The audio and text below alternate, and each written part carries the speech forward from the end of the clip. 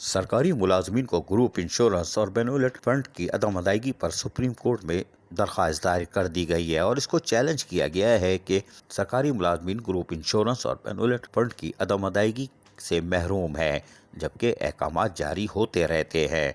वाज़ेह रहे कि बल्दियाती इदारों में भी ग्रुप इंश्योरेंस का मसला है।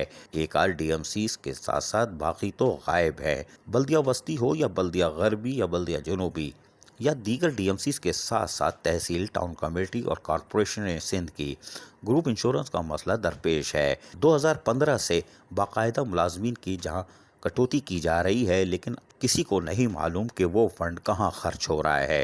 हैरान कुन तौर पर मुलाजमीन परेशान हैं और ग्रुप इंश्योरेंस के लिए दर दर मारे मारे फिरते हैं, लेकिन यहाँ तो जो 5 साल पहले रिटायर हुए थे उनको उनके बकाए जाती नहीं मिल रहे और वो भी परेशान हैं। अदालत की तरफ से हिदायत दी जाती है, लेकिन 4 अरब 26 करोड़ सिंध गवर्नमेंट से निकाले नहीं जाते। वो ग्रांट देना चाहती है, कर्जा, यानी कि सरकारी इदारे को कर्जा दे रही है जिनको ग्रांट देना चाहिए।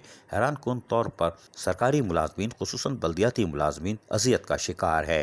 तहम अब ग्रुप इंश्योरेंस और बेनिफिट फंड की अदम अदायगी के लिए सुप्रीम कोर्ट में बाकायदा चैलेंज कर दिया गया है, जिसके हौसलाबंद नताइज सामने आएंगे और यकीनी तौर पर फिर अदायगियाँ शुरू हो सकती हैं। असीज़ आरिफ, KBS बल्दियाती न्यूज़, कराची।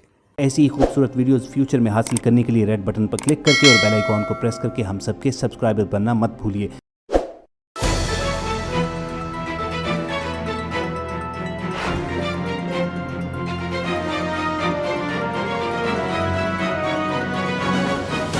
KBS बल्दियाती न्यूज़।